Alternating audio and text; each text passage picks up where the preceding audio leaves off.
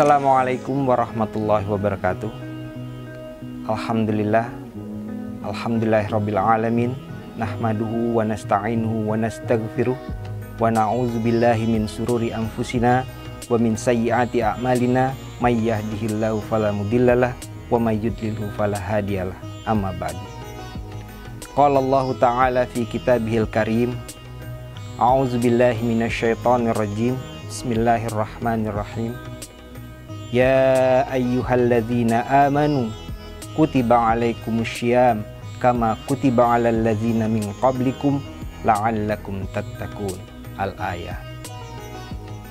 Para soimin dan soimat yang dimuliakan Allah.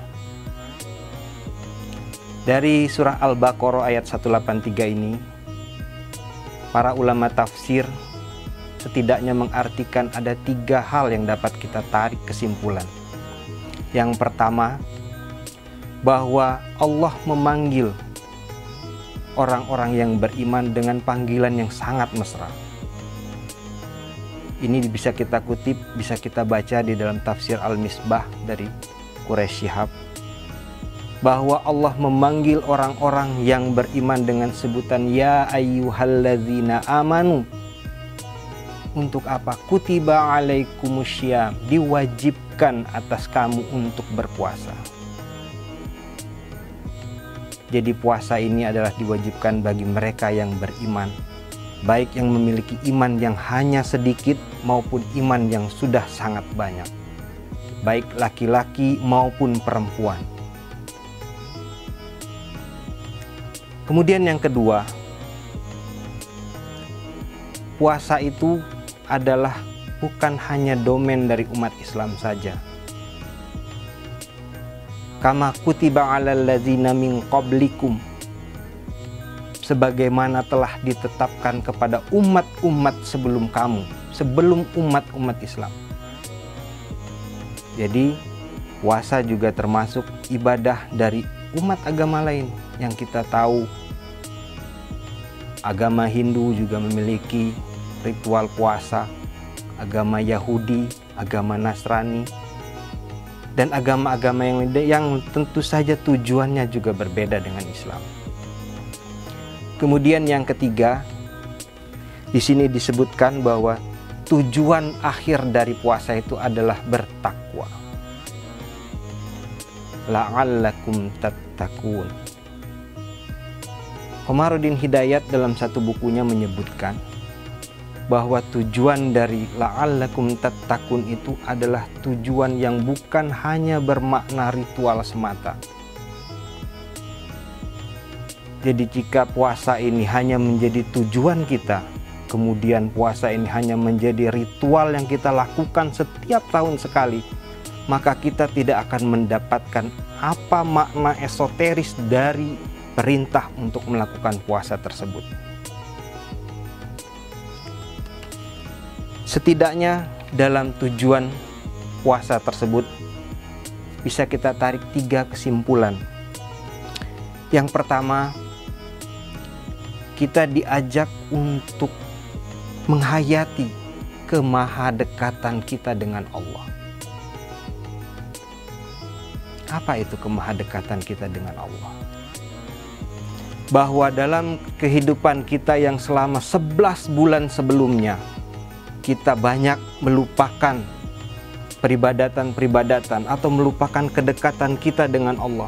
Dengan adanya bulan Ramadan ini adalah bulan dekonstruksi, bulan refleksi bahwa kita harus mendekatkan diri kita kepada Allah. Dan bulan ini adalah bulan yang sangat-sangat dekat sekali. Bagaimana kita bisa merasakan kesejukan bulan Ramadan jauh berbeda dengan bulan-bulan yang lain. Di bulan inilah kita banyak orang-orang yang salah mengartikan bahwa ibadah puasa itu hanyalah ritual semata. Jadi bukan menjadi tujuan, dimana kalau misalkan kita hanya menjadikan itu tujuan semata, maka kita tidak akan mendapatkan makna yang lebih esensi dari ibadah puasa tersebut. Yang kedua, tujuan yang menjadi fokus dari makna esoteris ini adalah dengan kesanggupan menunda kenikmatan jasmani. Puasa yang kita kenal dengan syam atau dalam bahasa Indonesia artinya menahan. Sebagaimana yang kita ketahui dari kita kecil ketika kita pertama kali menjalankan ibadah puasa, setidaknya kita hanya menjalankan ibadah puasa fisik. Puasa menahan lapar, menahan dahaga, dan menahan hawa nafsu. Tapi jauh dari itu, ada yang lebih utama, sebagaimana yang disebutkan oleh Imam Al-Ghazali dalam tiga kriteria orang-orang yang berpuasa, yang disebut sebagai am, khawas, dan khawasul khawas. Yang kita kejar dari puasa ini adalah khawasul khawas. Bagaimana puasa bukan hanya perbuatan lahiriah, tapi juga perbuatan ruhaniah. Itu yang harus kita jadikan catatan. Kemudian yang terakhir, yang ketiga, adalah puasa mengajarkan kita untuk menumbuhkan dan mempertajam kepekaan sosial. Dengan ibadah puasa, kita diajak melakukan transendensi, mengapresiasi, dan mengaktualisasikan nilai-nilai moral ilahi agar kita mendapat tujuan dari ketakwaan tersebut. Nah, ketika ritual puasa itu hanya menjadi rutinitas, ibadah menjadi tujuan akhir, maka pelaksanaan ritual itu akan terhenti. Tujuan dari puasa itu akan terhenti hanya kepada euforia, hanya pada kesenangan duniawi ketika kita menerima marhaban ya Ramadan, selamat datang bulan Ramadan, tapi kita melupakan esensi dari puasa itu sendiri. Jika secara teologis puasa dikaitkan dengan pahala yang bersifat metafisis, sebenarnya Al-Quran dan hadis banyak mengisyaratkan bahwa ibadah puasa juga mengandung dimensi sosial psikologis yang bersifat empiris. Salah satunya kita bisa merasakan bagaimana pedihnya orang yang kekurangan, yang merasakan lapar dan haus.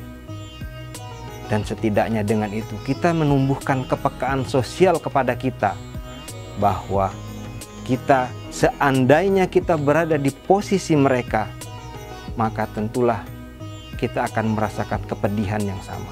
Dengan tumbuhnya kepekaan sosial tersebut, ibadah puasa akhirnya dapat menumbuhkan sifat kepekaan sosial. Demikianlah yang dapat saya sampaikan. Semoga membawa manfaat.